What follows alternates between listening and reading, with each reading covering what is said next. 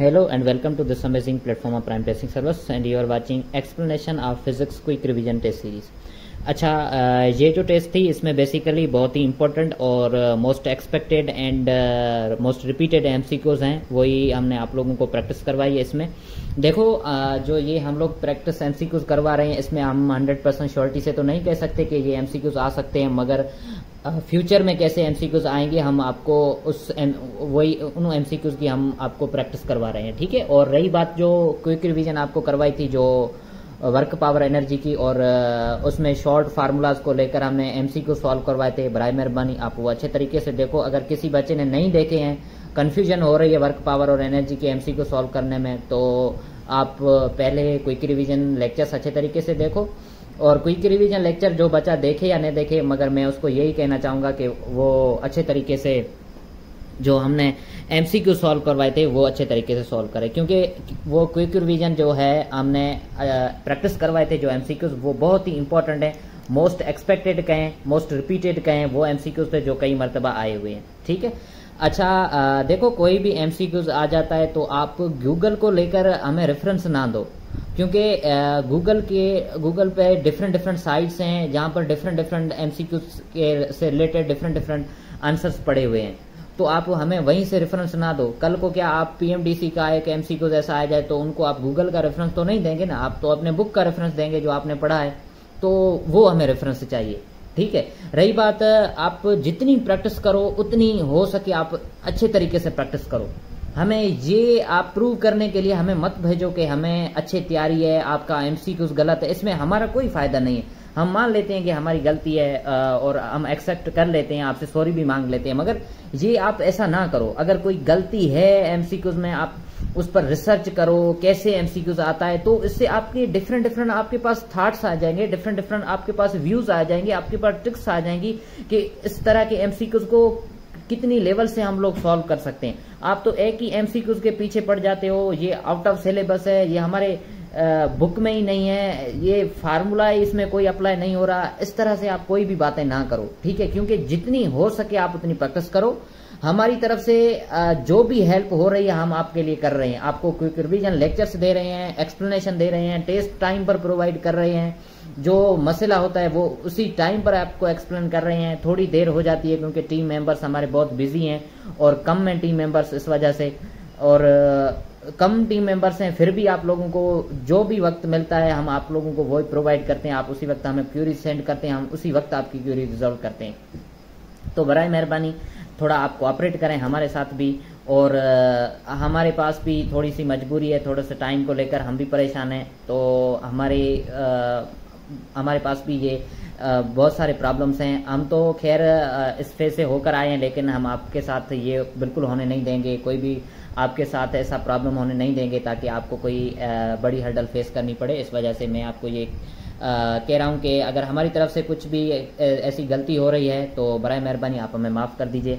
चलें स्टार्ट करते हैं रिवीजन को। क्या कह रही है रिवीजन, आइए देखते हैं। अच्छा, सबसे पहले हमारा फर्स्ट एमसीक्यूज है जो क्या कह रहा है, a man pushes a wall and fails to displace it, he does. अच्छा, एक बंदा है जो वॉल पर अपना फोर्स एक्सर्ट कर रहा है, मान लो ये वॉल है, इस पर ये बंदा जो है वो क्या कर रहा है, फोर्स एक्सर्ट कर रहा है, ठीक है, फोर्स एक्सर्ट कर रहा है, लेकिन वॉल को डिस्प्लेस नहीं कर रहा। वो क्यों नहीं डिस्प्लेस कर रहा, क्योंकि ये वॉल है और वॉल जो बंदा खड़ा है जो फोर्स उस पर लगा रहा है, तो देखो इसमें और इसमें कितनी डिग्री की एंगल बनी, 90 डिग्री की, ठीक है। इस वजह से वो डिस्प्लेस ही नहीं कर रहा, ठीक है। तो 90 डिग्री पे आप लोगों को पता है कि वर्क डन क्या होता है, 0 होता है, ठीक है। Watt into second is a unit of, watt into second किसका यूनिट है, ये बिल्कुल अच्छे तरीके से मैंने यहाँ पे सॉल्व किया हुआ है, आप देख सकते हैं। देखो पावर का फार्मूला क्या है, एनर्जी अपॉन में टाइम, ठीक है। अगर एनर्जी को निकाल लेंगे तो टाइम को यहाँ से यहाँ लेकर आओ, पावर मल्टीप्लाई हो जाएगा टाइम से, तो पावर का यूनिट है वाट और टाइम का यूनिट है second, watt into second energy का यूनिट हो गया। The amount of work done when force and displaced are perpendicular each other. देखो परपेंडिकुलर, यहाँ पे यही कंडीशन दी हुई है, परपेंडिकुलर अगर होंगे, क्योंकि इस वजह से कि एफ डी कॉस थीटा है, वर्क किसका फंक्शन है, कॉस फंक्शन है, तो इस वजह से कॉस आपको पता है, कॉस 90 किसके बराबर, 0 के बराबर, तो वर्क 0 हो जाएगा। ये अच्छे तरीके से सॉल्व किया, इसमें तो कोई बड़ी सॉल्यूशन है भी नहीं, बनती भी नहीं है, जो आप लोगों को मैं अच्छे तरीके से सॉल्यूशन और भी प्रोवाइड करूं। A boy holding 40 Newton wait that arms length for 10 seconds, his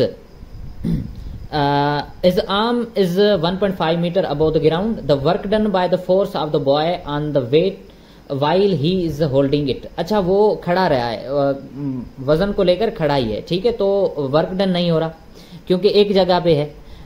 अगर हमें एनर्जी स्टोरेज का पूछता कि ग्राउंड से लेकर अगर यहीं तक इसने वेट को उठाया है तो एनर्जी कितनी स्टोर होती, तो फिर हम अलग से बात करते, लेकिन वहीं पर खड़ा है, कोई डिस्प्लेसमेंट ही नहीं हो रही।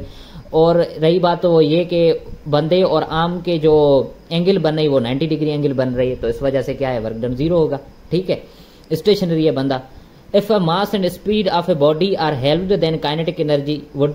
अच्छा, काइनेटिक एनर्जी क्या होगी, देखो ये सिंपल रिलेशनशिप है। काइनेटिक एनर्जी डायरेक्ट प्रोपोर्शनली रखती है किसके साथ, मास इनटू वेलोसिटी के स्क्वायर के साथ। तो मास को भी ऑफ किया, वेलोसिटी को भी हमने ऑफ किया, तो अच्छे तरीके से मैंने ये सॉल्यूशन किया हुआ। यहीं पर हमें क्या मिला, काइनेटिक एनर्जी 1/8 टाइम होगी, ठीक है, रिड्यूस्ड होगी कितनी, 1/8 टाइम्स, ओके।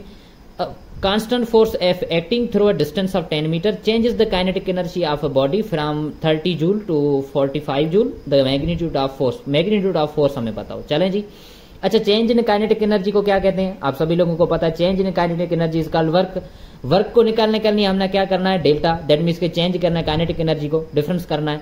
तो 45 में से 30 को हमने माइनस किया, हमें जवाब मिला 15। चलें जी, तो वर्क का हमें मिल गया 15 जूल वर्क है। तो वर्क का फार्मूला क्या है, F इंटू डी है, डिस्टेंस हमें, डिस्प्लेसमेंट हमें दिया हुआ है तो 10 मीटर है, इससे आप इजीली निकाल सकते हैं। Work is equals to F into D. Force को निकालने के लिए हमने क्या करना है, डिस्प्लेसमेंट को इधर ले जाओ, वर्क से डिवाइड होगी और फोर्स को आपका फार्मूला मिल गया। तो क्या होगा, वर्क आपके पास कितना है 15, डिस्प्लेसमेंट 10, दैट मीन्स कि आपका जवाब क्या मिला, आपको 1.5 मिला, 1.5 न्यूटन मिला। आई होप आपको ये अच्छे तरीके से समझ में आ रहा है। अच्छे से प्रॉब्लम को प्रैक्टिस करो, आपको समझ में आ जाएगा। और अगर नहीं हो रहा फिर भी आप हमसे पूछ सकते हो, हमारा क्वेरीज कॉन्टेक्ट नंबर आपके पास है। रिलीजिंग एरो फ्रॉम बो transfer energy in the form of. देखो एनर्जी जब वो रिलीज करते हैं बो से, ठीक है, एरो को जब रिलीज करते हैं तो क्या होता है, एक्चुअली ये लो, ये मैंने फिगर बनाई हुई है। यहां से क्या होता है, हम एरो को सबसे पहले पीछे खींचते हैं, क्यों, क्योंकि इसमें इलास्टिसिटी होती है। तो क्या होती है, इसमें स्टोरेज होती है इलास्टिक पोटेंशियल एनर्जी। जो इलास्टिक पोटेंशियल एनर्जी है वो रिलीज करने के बाद किस में कन्वर्ट हो जाती है, मोशन में आ जाती है एरो, तो इस वजह से वो किस में कन्वर्ट हो जाती है, काइनेटिक एनर्जी में, ठीक है। इलास्टिक पोटेंशियल एनर्जी जो स्टोर होती है बो में, वो व्हेन एरो रिलीज किए जाती है तो वो कन्वर्ट हो जाती है किस में, काइनेटिक एनर्जी में। आ रही बात आप लोगों को समझ में, ठीक है। चलें आगे बढ़ते हैं। आगे ये MCQ, determine the consumption by 60 watt bulb in 5 second. ये एमसीक्यू कई मरतबा रिपीट हुआ, ये एमसीक्यू कई मरतबा रिपीट हुआ। देखो सिंपल है, आपने क्या एनर्जी को फाइंड करना है। आपको पता है पावर का फार्मूला क्या है, एनर्जी अपन में टाइम है।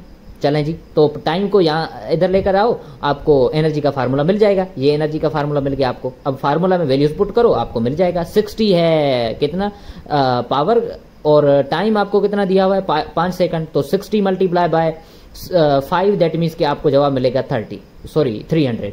ये रहा आपका करेक्ट ऑप्शन, ठीक है। वर्क इज आर, वर्क क्या है, स्केलर या वेक्टर क्वांटिटी, तो आप सभी लोगों को पता है कॉस फंक्शन है, दैट मीन्स के work is a scalar quantity, कोई भी डायरेक्शन नहीं। Work done on a body is 49 joule in raising it through 2.5 metre. The mass of the body, mass of the body हमें बताओ। देखो simple है, अच्छा वर्क डन हो रहा है, बॉडी को रेज करने में, पोजीशन चेंज करने में, दैट मींस कि हमें फार्मूला अप्लाई करना होगा कौन सा वाला, पोटेंशियल एनर्जी वाला। चलें जी, पोटेंशियल एनर्जी वाला फार्मूला mgh है, तो इसमें हमने मास निकालनी है। इसके लिए जो gh यहाँ पे मल्टीप्लाई हो रहा है, आप यहाँ लेकर आइए इसको, वर्क अपन में gh, इसको मल्टीप्लाई करो। वर्क आपको दिया हुआ कितना 4.9, और जो क्या कहें आपको g की वैल्यू 9.8, तो ये हमने किया, तो हमें जो फाइनली आंसर क्या मिला है 2 kg, ठीक है। ये सिंपल सॉल्यूशन है, यहाँ पे की हुई है, आप अच्छे तरीके से देख सकते हैं, ठीक है। अच्छा 1 हॉर्स पावर, 1 हॉर्स पावर कितने के बराबर है, तो ये सिंपल है 746 वाट के बराबर है। ये एक मरतबा हाफ हॉर्स पावर का भी पूछा हुआ है, ठीक है, आप ये भी नोट कर लें, हाफ हॉर्स पावर किसके बराबर होगा, ठीक है। Consumption of energy by 50 watt electric bulb in 3 second, कितना होगा कंजप्शन ऑफ एनर्जी, तो सिंपल है, एनर्जी किसके बराबर होगी, पावर मल्टीप्लाई बाय टाइम, ठीक है। आप बच्चे हैं तो नहीं जो मैं आपको ये बार बार डेरिवेशन करवाऊं कि फार्मूला को अरेंज करो, ये करो वो करो, ठीक है, आप डायरेक्ट करो। तो पावर हमें दिया हुआ है 50 वाट और टाइम हमारे पास है 3, दैट मीन्स के 50 को मल्टीप्लाई 3 दैट मीन्स के 150 आपको मिला क्या, जूल एनर्जी मिल गई। चलें जी, तो ये सिंपल सॉल्यूशन है, ये हो गई करेक्ट ऑप्शन आपका 150 है। Hitting baseball into the upper bleachers of left field over the entire flight, the work done by gravity and the work done by air pressure respectively, ये दोनों नेगेटिव होंगे क्योंकि एक तो क्या है वो डायरेक्शन है, इसमें डायरेक्शन का हिसाब है। एक दो वर्क डन आपको पता है रेजिस्टेंस की वजह से क्या होता है, हमेशा नेगेटिव वर्क डन होता है, और ऊपर से वो अपोजिट डायरेक्शन में जा रहा है, ग्रेविटी के अपोजिट डायरेक्शन में, तो वी जी की वैल्यू हम लोग लेते हैं -9.8, दैट मीन्स के opposite direction to the gravity जा रहा है, वर्क डन नेगेटिव होगा। एयर रेजिस्टेंस की वजह से वर्क डन हो रहा है, वो भी नेगेटिव ही होगा। आपको पता है फ्रिक्शनल फोर्स हमेशा नेगेटिव वर्क डन करता है, ओके, अपोज करता है बॉडी को। A boy carrying a box on his hand is walking on a level road from one place to another place. Is doing, अच्छा वो बंदा बॉक्स को लेकर इधर उधर हो रहा है। देखो बॉक्स को वो एक ही स्टेशनरी पोजीशन में ले रहा है, बॉक्स डिस्प्लेसमेंट नहीं कवर कर रही, ठीक है। तो इस वजह से जो हमने क्या करना है, इस वजह से हमने क्या करना है, ये सिंपल, अगर ऐसा भी आप कहें कि ये देखो बंदा है वो इस बॉक्स को लेकर वो घूम रहा है फ्लोर पर, तो वर्क डन तो नहीं कर रहा है क्योंकि बॉक्स तो डिस्प्लेस ही नहीं हो रहा है एक ही पोस्चर में, इस वजह से। Area under the graph of force and displacement, force and displacement की एरिया अंडर द ग्राफ किसको शो करती है, तो बच्चे कह रहे थे एनर्जी एंड वर्क दोनों को। देखो हमने फोर्स और डिस्प्लेसमेंट का पूछा है, आप लोग थोड़ा सा तो कॉन्सेप्ट बनाए, इसमें थोड़ा सा तो कॉन्सेप्ट बनाए, कैसे होगा ये। मैं इस पर आपको, क्योंकि आप लोगों ने ज्यादा बहस किया था, मैं इस पर आपको एक्सप्लेन भी नहीं करता। चलो मैं नाराज हूं। Soldier makes a swing jump between 2 points by holding one end of a rope, other end of which is tied to by some higher point. Work done by rope and jumping of soldier from one point to another point is an example of ये positive work done का, ठीक है, ये है positive work done का example. Clear, ये statement है पूरी, अच्छे तरीके से आप रीड करो, आपको समझ में आ जाएगी। Which of the following is true, इसमें कौन सा ट्रू है, देखो ये वाला ट्रू है, work is equals to work done, sorry power is equals to work done upon में टाइम, ठीक है। If a unit positive charge is taken from one point to another point from equipotential surface, then हमें पता है equipotential surface that means के हर जगह potential equal होती है, तो इस वजह से चेंज नहीं होती, ठीक है, डिफरेंस नहीं आता, इस वजह से वर्क डन जो इक्विपोटेंशियल सरफेस पे क्या होता है, जीरो होता है, दैट मीन्स के नो वर्क डन। ये कुछ हमने कंजर्वेटिव फील्ड्स डिफाइन की थी, आप अच्छे तरीके से वो मेमोराइज करो, और हमने बताया था कि कहीं भी वहीं पर वर्क डन नहीं होता, ठीक है। कुछ हमने non conservative fields that means के वहां जहां पर वर्क डन होता है, और कुछ ऐसी फील्ड्स जहां पे वर्क डन जीरो होता है, वो भी आपको डिस्कस करवाई थी during quick revision lectures, okay. The average power, अच्छा एवरेज पावर और इंस्टेंटेनियस पावर, एवरेज पावर और इंस्टेंटेनियस पावर अगर इक्वल हो जाए तो हमें पता है कि वर्क डन किसके बराबर होगा, यूनिफॉर्म रेट से।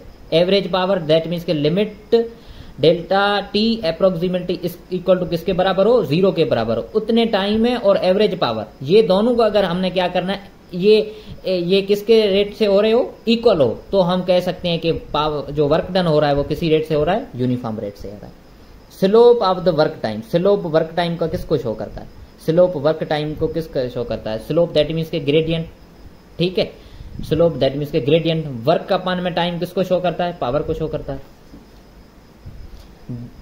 ओके, ये रहा आपका करेक्ट ऑप्शन।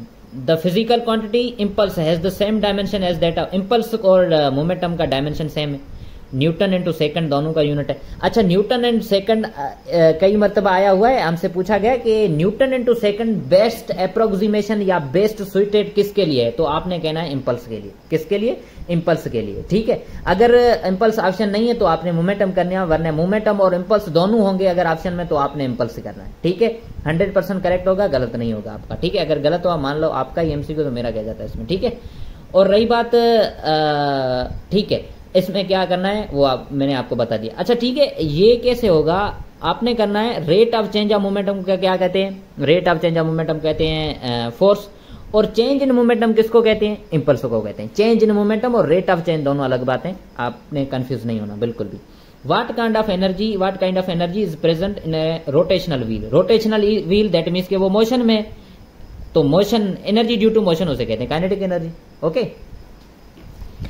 अच्छा ये energy held by an object due to its motion, motion की वजह से एनर्जी जो है उसे क्या कहते हैं, काइनेटिक एनर्जी कहते हैं। टिक द करेक्ट रिलेशन, ये हमें करेक्ट रिलेशन बताओ। तो इसमें आपको पता है जो एक्चुअली ये है वहीं से थर्मोडायनेमिक्स से एमसीक्यूज है, आपको पता है कि बीटा जो है वो 3 अल्फा के बराबर होती है। ठीक है, ये पूरी कंप्लीट एक कैलकुलेशन है, इसके बाद ही हमें मिलता है। अगर एंट्री में आपने कैलकुलेशन की फिर तो आपने घर पे ही बैठना होगा। ठीक है, अच्छा कुछ तो बातें हैं जो याद करने के लिए होती हैं। अच्छा आइए आगे बढ़ते हैं। Work done against electrostatic force gets stored in the form of energy. Against electrostatic force हो और जो स्टोर हो जाती है वो in the form of potential energy. आ रही है बात समझ में? ठीक है जी। अच्छा, if M is molar mass then specific heat capacity and molar specific heat capacity are related. ये सेम टू सेम आपने मेमोराइज करना है। अगर किसी बच्चे को इसका सॉल्यूशन चाहिए तो वो हमारी क्यूरीज कॉन्टेक्ट नंबर पर हमसे राब्ता करे, उसको सॉल्यूशन इसकी मिल जाएगी। ठीक है, अच्छा at what temperature does Celsius scale कॉन्साइड with kelvin scale. देखो सेल्सियस और केल्विन स्केल दोनों कभी भी कॉन्साइड नहीं हो सकते क्योंकि दोनों में इक्वल नंबर ऑफ डिविजन्स हैं। ठीक है, और रही बात इनकी जो स्टार्टिंग पॉइंट है वो अलग अलग है। इस वजह से क्या है कि एक 270 से स्टार्ट हो रहा है, दूसरा 0 डिग्री सेल्सियस से।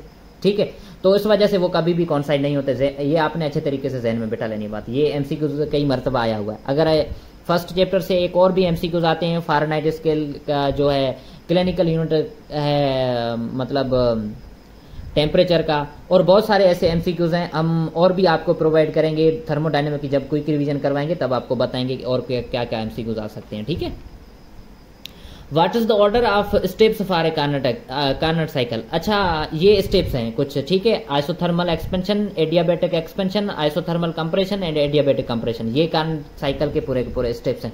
साइकिल अच्छे तरीके से आपके बुक में बनी हुई है, वहीं पर आप स्टेप्स लिखे हुए हैं, आप वहीं से नोट कर सकते हैं। और आपने अच्छे तरीके से कोचिंग और आपकी जो है एंट्री वहीं पे भी आपको करवाए होंगे।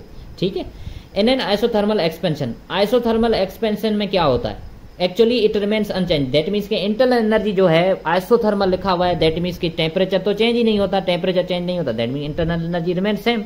ओके, आइसो लिखा हुआ है, आइसो मीन्स सेम, और आगे थर्मल भी लिखा हुआ है।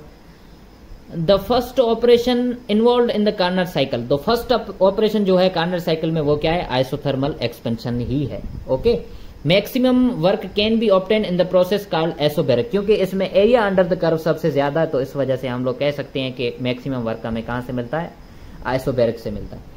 In which of the following process all 3 thermodynamic variables but pressure, that is pressure, volume and temperature can change, तो वो एडियाबैटिक है। वो एडियाबैटिक प्रोसेस है जिसमें क्या क्या चेंज हो सकता है, सारे के सारे variable. In which of the following process all 3 thermodynamic variables, that pressure भी वेरिएबल है, वॉल्यूम भी वेरिएबल है और टेम्परेचर भी वेरिएबल है। दैट मीन्स कि वो कौन सा आपका थर्मोडायनेमिक का प्रोसेस है, वो है एडियाबैटिक प्रोसेस। ओके, अच्छा ये हमें कह रहा है, ये एक्चुअली ग्राफ आपने मेमोराइज करने होंगे। कुछ ऐसे ग्राफ्स बने हुए हैं जो आपने अच्छे तरीके से नोट करने हैं, अच्छे तरीके से मेमोराइज करने हैं, अच्छे तरीके से प्रैक्टिस करनी है उनकी। वो ग्राफ एज इट इज आ सकते हैं। ये ग्राफ है आइसोबैरिक का, और ऐसा ग्राफ बना हुआ, ऐसा बिल्कुल सीधी सीधी लाइन हो, ये ग्राफ है किसका, आइसोकोरिक का। और ऐसा एमसीक्यूज मैंने एक और भी दिया हुआ है कि आइसोकोरिक में work done is equal to 0 होता है, क्योंकि स्लोप ही नहीं, एरिया ही नहीं बन रही, इसमें कैसे बन सकती है। ठीक है, अच्छा चलें जी आगे बढ़ते हैं। Bicycle pump works on the basis of, ये फर्स्ट लॉ ऑफ थर्मोडायनेमिक की एप्लीकेशन है। टिक द करेक्ट रिलेशन, ये कुछ गड़बड़ हो गई थी लेकिन हमने फिर जल्दी से इसको रिजॉल्व कर दी थी। ठीक है, 1 BTU 1055 जॉल के बराबर है, और 1 BTU 252 कैलोरीज के बराबर है, और 1 कैलोरी 4.18 जूल के बराबर है। ओके, तो इस वजह से आपके सारे ऑप्शन करेक्ट है। According to first law of thermodynamics, first law of thermodynamics भाई law of conservation of energy है, उसकी एक एप्लीकेशन है, तो आप लोग कह सकते हैं total energy of the system remain constant. ठीक है, first law of thermodynamic expresses that law of conservation of energy. बस why mercury is used in thermometer, mercury को क्यों यूज किया जाता है, इस वजह से क्योंकि वो नॉन वेटिंग है और शाइनिंग लिक्विड है और गुड कंडक्टर है हीट की, तो इस वजह से ये सारे की सारी प्रॉपर्टीज हैं जिस वजह से हमने मरकरी को यूज करते हैं हम लोग थर्मोमीटर में। ओके, आगे बढ़ते हैं। First law of thermodynamic express, first law of thermodynamics को कैसे एक्सप्रेस किया जाता है, तो first law of thermodynamic expression आपको बताते हैं कैसी है। तो ये रही expression first law of thermodynamic की। ठीक है, अच्छा कुछ और भी यहाँ पे ये लिखा हो W लिखा हो, P डेल्टा V भी लिखा हुआ होता है, ठीक है। और भी सारी की सारी एप्लीकेशन है, कब नेगेटिव होता है कब पॉजिटिव होता है, ऐसे सारी की सारी एप्लीकेशन है, हम क्विक रिवीजन में आपको प्रोवाइड करेंगे। Okay, air conditioner is based on the principle of first law of thermodynamic. ये एप्लीकेशन जो है फर्स्ट लॉ ऑफ थर्मोडायनेमिक की जो भी है, आप इंटरनेट से सर्च करो, कुछ एप्लीकेशन वहीं से मिल जाएंगी, कुछ आपके बुक्स में मेंशन है, आप वहीं से प्रैक्टिस करो, वो आ सकती है। The heat required to raise the temperature of a body by 1 kelvin is called, उसे कहते हैं थर्मल कंडक्टिविटी। आगे कुछ और लिखा हुआ था by 1 kelvin of 1 gram substance, तो हम लोग कहते हैं कि स्पेसिफिक हीट है, लेकिन इसमें सिर्फ 1 केल्विन का कह रहा है, तो हमें क्या कहना है, thermal capacity. Choose the false statements, पता है इस वजह से मैं एक्सप्लेन नहीं कर रहा, जिस पे ज्यादा बेस नहीं होता वो तो मैं अच्छे तरीके से एक्सप्लेन करूंगा, क्योंकि वो आपने ही करना है, क्योंकि बेस भी आप करते हैं तो उसका हल भी आप ही निकालो, ठीक है।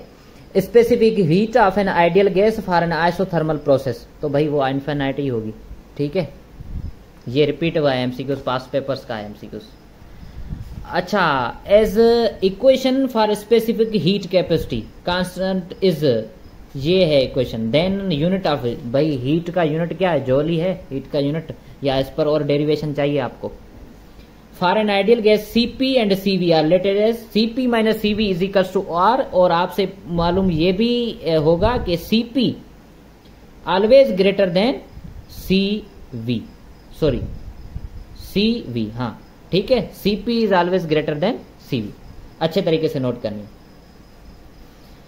The ratio among linear expansion, coefficient areal expansion, coefficient volume expansion, तो ये एक्चुअली रेशो आपके बुक में तो सिर्फ एक ही लेंथ लीनियर एक्सपेंशन और वॉल्यूमेट्रिक एक्सपेंशन नहीं एक्सप्लेन की हुई है, और बाकी जो हैं एडवांस टेक्स्ट बुक्स हैं वहीं पर ये भी एक्सप्लेन किया हुआ है, area, length and volume expansion. तो इनका जो रेशो बनता है वो 1:2:1 बनता है, इनके जो कोएफिशिएंट है उसमें रिलेशनशिप यही बनता है, ठीक है। अच्छा, आगे बढ़ते हैं।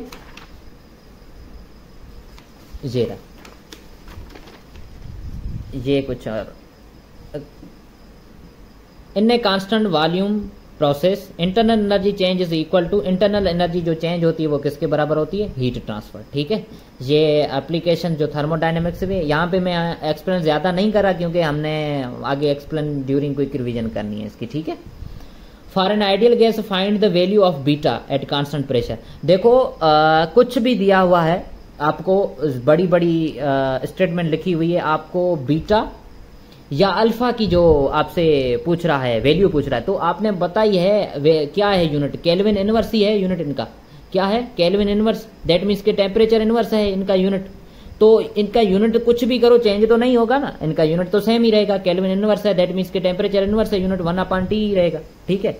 जीरा, two strips of equal volume and length are joined together as shown in the diagram. What will happen when they are heated? Assume that the thermal coefficient of expansion of one is greater. तो क्या होगा, strip expand and bends downward, जिसके coefficient ज्यादा होगा, मतलब coefficient of thermal expansion वो ज्यादा करेगी, बेंड करेगी, ठीक है। तो इस वजह से इसकी बेंड किस तरफ होगी, डाउनवर्ड बेंड होगी, ओके।